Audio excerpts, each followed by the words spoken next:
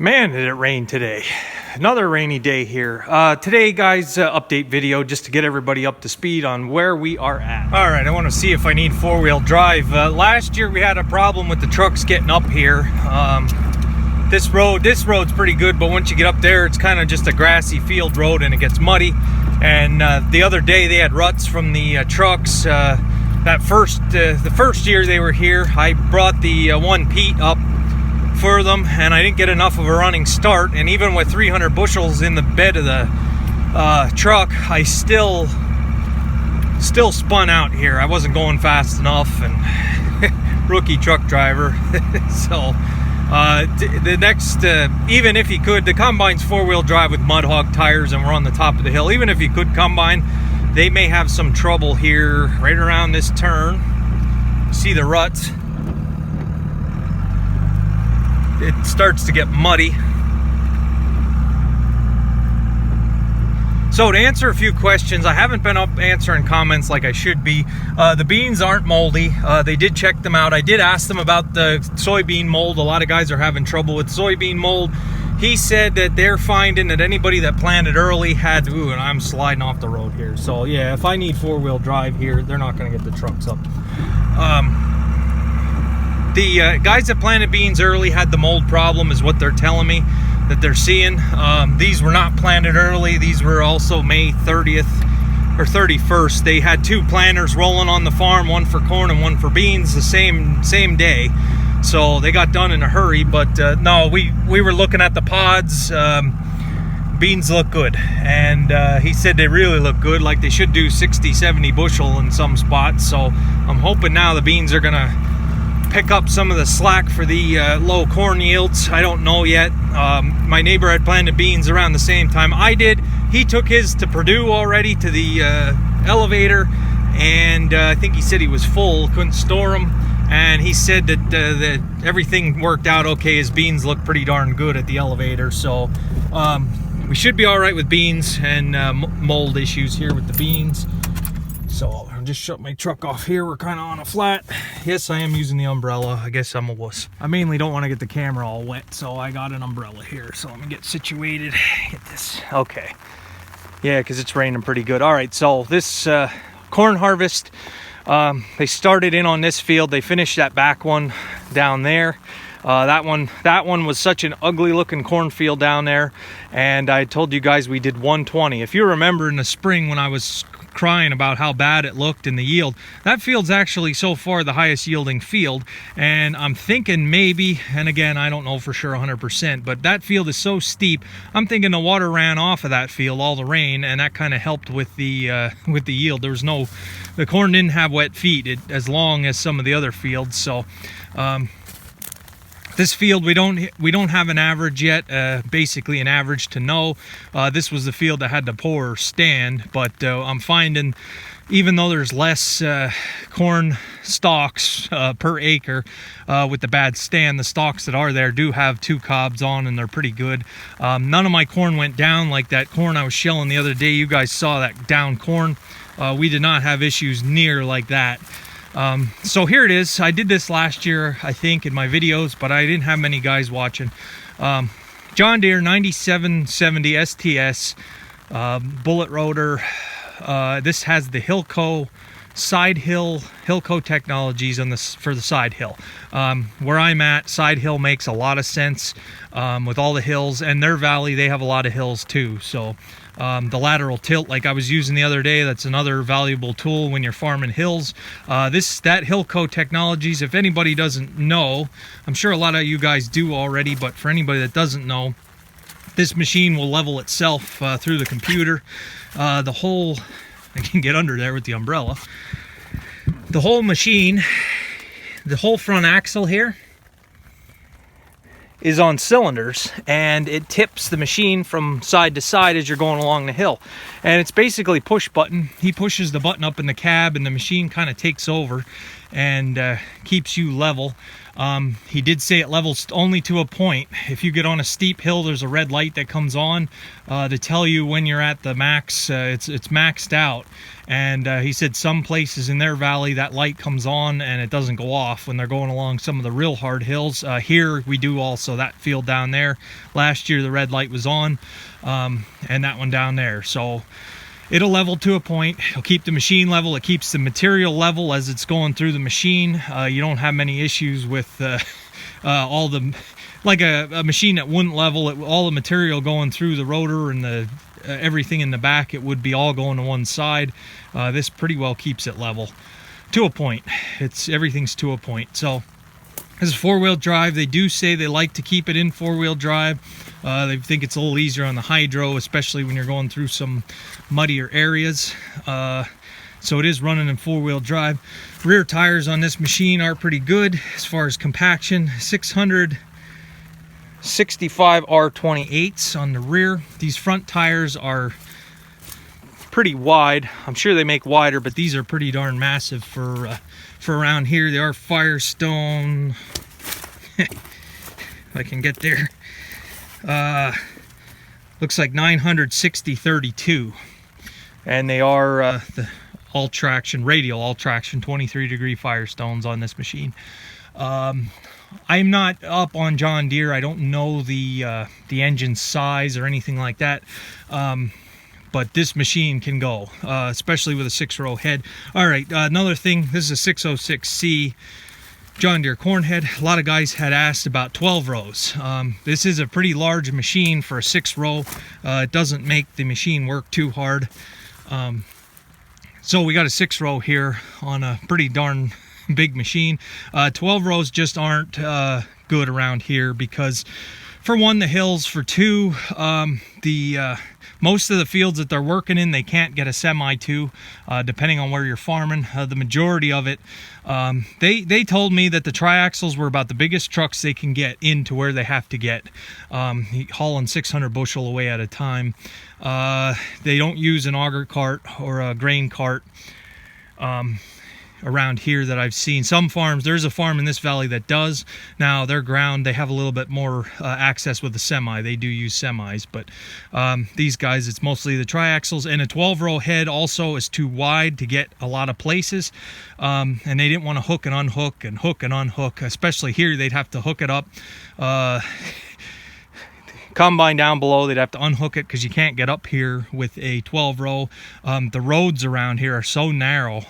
They're just basically a lane that this head here alone is from one end of the road to the other. So we had talked a little bit about the folding heads and stuff, and they cost pretty much money for what they are. And basically it's just a case of this is the pretty well. There are some guys that run 8 rows, but there's not a lot of 8-row planters, a lot more 12-row planters. So, and no 16-row that I'm aware of. So this works the best. He said that you can go pretty fast and still do a good job even with a 6-row. So that's why the 6-row head, the hillsides, and compared to the 1666 I was running, this thing here can eat some corn and can hold a lot more, 300 bushel tank. Now, granted, this machine, the horsepower is way more than the international. This is a 2008, I think he said. I'm not 100% on that, so no emissions on this machine, so they like that. But they're not opposed to DEF that he was telling me. So yeah, that's this side. You walk around to this side. They said they got the unloading auger package on here that unloads it real fast. I guess they had different options. When this thing, you've seen in my videos, when this thing unloads, it unloads.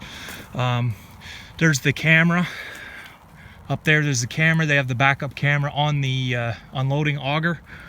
Come around to the back here. They have everything folded in. You see how the reflectors aren't really sticking out here, and that's because of the fence lines and narrow roads and trees. It's just kind of how it is here. We walk around. I'm not gonna poke around too much. I will go up into the cab for you guys and show you the cab view, but I did a video like this. Some of you guys that have been with me a long time, you've seen this walk around already. They do have two combines. I don't know what their older model is. The other model basically does beans. So that's a lot similar to how some guys do it. The 2 machines, one for beans, and I don't know if they do corn. I don't with it. I'm just not too up on how they're doing it, but I know when they're doing beans, they and as a matter of fact, last year when they were doing beans, they had this machine at my place doing corn, and they were doing beans with theirs out at their place, so it didn't hold them up while they were doing mine. So the bean harvest hasn't started yet. They said the beans are really taking their sweet time until they get fit, and with this rain, I mean, I am on top of a hill right now, and it is soaked. And we're supposed to get some more rain tomorrow. So I have 6 fields of corn. They did 3.5. This one's about half done. They have this will be field 4. We got 5, and then back in the back we have 6, and these 2 are the largest. So that's why we're only about half done with corn harvest. So might be a little bit yet. So all right, let's go up in the cab. I'll kind of show you guys around. The other day when I crawled up there, or yesterday I guess I was here, and the bin had about 2-3 inches of water sitting in it. So it's a shame to have it sitting out, but I don't have a building to store this thing. All right, so we're up in the cab here. This was for the Hilco system. I think I had told you guys that before, to help level it. Then you've got your John Deere computer up there. And he is mapping all the fields for me this year for the yields. You got this control center here. You've got this one down here. This one is showing yields as well as this one, and moisture as well. Whew. So this is basically kind of a redundant thing to this, but as far as I understand, there's 2 different monitors here. You got your hydro lever there, a whole bunch of controls there. Just give you the quick once over here.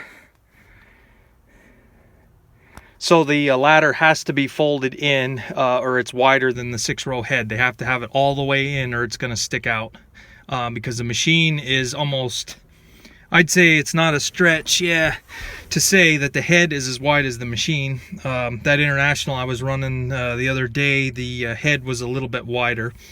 You got your buddy seat here, grain tank with water in it.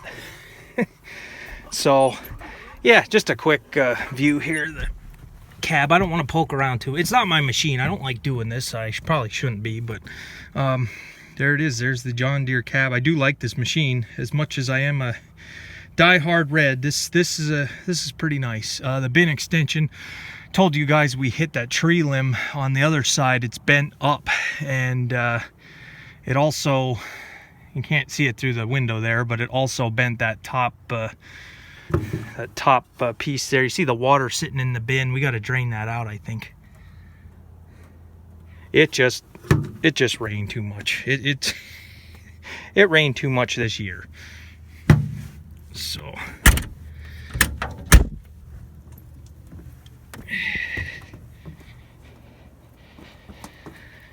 I'll head back down the steps here and wrap up today's video, I guess.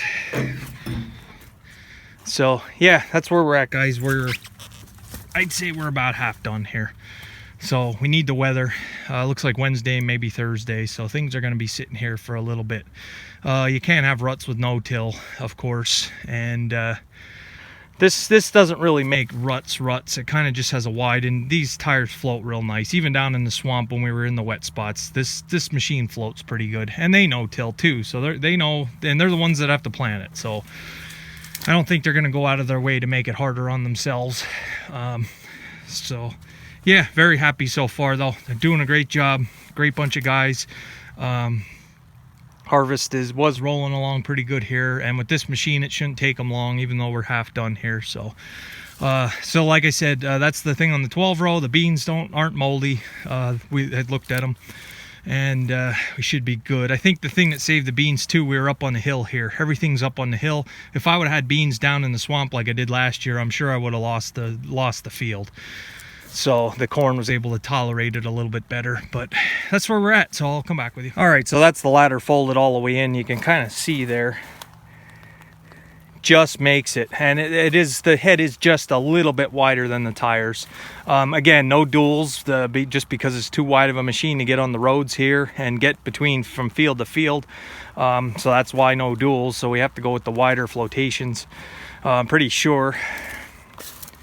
So, all right, I guess that's where I'll leave you guys. It's pouring on rain here today, and just not a nice end of the year. Not a nice year, not a nice end of the year. We're standing on top of a hill with about, can't see it on camera, but this slopes down, and we have standing water. So the ground is just full. So 2018, that's going to be the story of 2018 agriculture in Pennsylvania, rain. So, all right, guys, I'll leave you with that. Thanks for watching. I'm going to try to keep the videos coming, keep them interesting. I'm sorry I haven't been up on the comments, and I, to be honest, haven't watched a whole lot of other videos here, or else I'd be commenting on that too. So I'll get caught up with it. So, all right, guys, thanks.